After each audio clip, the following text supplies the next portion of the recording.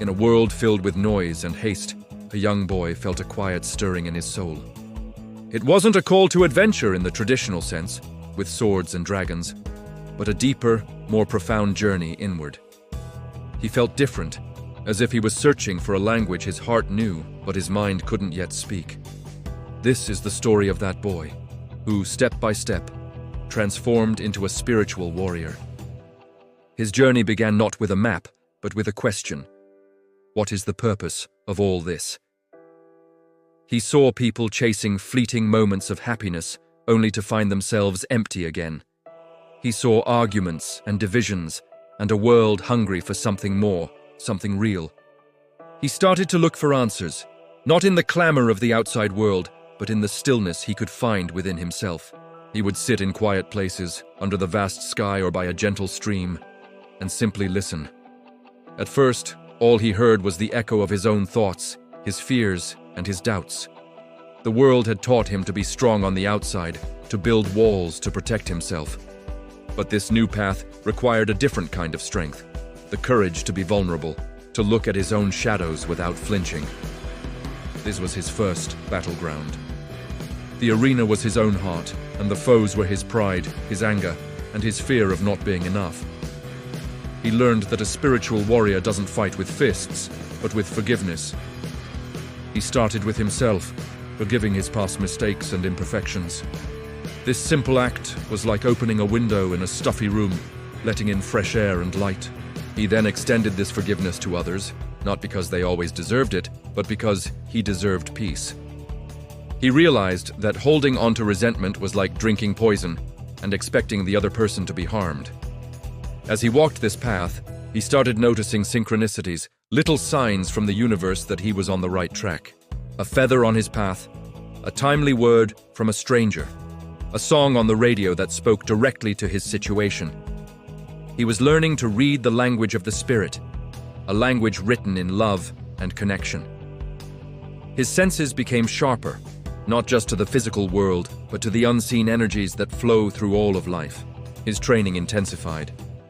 The spiritual warrior learns discipline, not through harsh rules, but through conscious choices. He chose to nourish his body with healthy food, his mind with positive thoughts, and his spirit with prayer and meditation. Every day was a new opportunity to choose love over fear, compassion over judgment, and unity over separation. He learned that true power isn't about controlling others, but about mastering oneself. It was during one of his deepest moments of quiet contemplation that he felt a presence. It was warm, gentle, and overwhelmingly loving. There were no grand pronouncements, no blinding lights, just a profound sense of being known and loved completely. In his heart, he heard a name: Jesus. This wasn't the distant, historical figure he had heard about in stories. This was a living presence, a guide, a master teacher who had walked a similar path of love and sacrifice. He understood that Jesus wasn't just a figure to be worshipped from afar, but a consciousness to be embodied. Jesus was the ultimate spiritual warrior who faced the world's darkness not with anger, but with a love so powerful it could not be extinguished. He saw that the teachings of Jesus were a roadmap for the spiritual warrior. Love your neighbor as yourself was a call to see the divine in everyone, to recognize that we are all connected.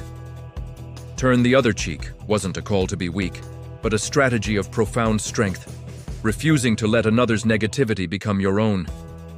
The kingdom of God is within you was the ultimate truth he had been seeking, that the peace, love, and joy he was looking for were not in some distant place, but right here, inside his own heart. Meeting Jesus wasn't an end to his journey, but a new beginning. Now he had a guide, a perfect example of how to live as a beacon of light in a world that often feels dark. He learned that being a spiritual warrior for Jesus meant carrying his light into every interaction. It meant being a source of comfort to the grieving, a voice of encouragement to the doubtful, and a helping hand to those in need. His battles changed. He no longer fought against his own inner demons alone. Instead, he surrendered them to this higher love, allowing them to be transmuted into strength and wisdom. When faced with conflict, he would ask himself, what would love do now? This simple question became his compass, always pointing him toward grace and understanding. He learned to speak his truth with kindness and to stand for what is right with a peaceful heart. The boy, now a young man, understood his purpose. He was a warrior of light, tasked with spreading love and consciousness. His sword was truth, his shield was faith, and his armor was unconditional love. He realized that this path was not for a chosen few, but for anyone who hears the call. Every single one of us has a spiritual warrior within, waiting to be awakened. This journey is available to you right now. It starts with a simple choice to turn inward, to quiet the noise, and to listen to the whispers of your own heart. It requires courage, discipline, and a willingness to let go of who you think you are to become who you are truly meant to be. Find your quiet place. Ask the big questions. Practice forgiveness, starting with yourself.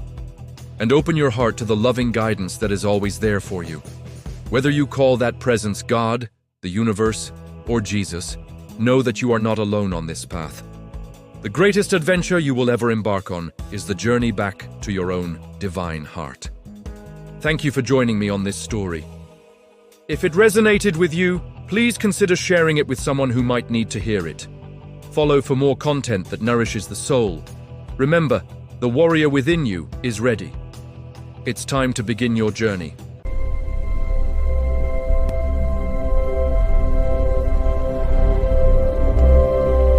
Tu fuerza siempre estuvo aquí.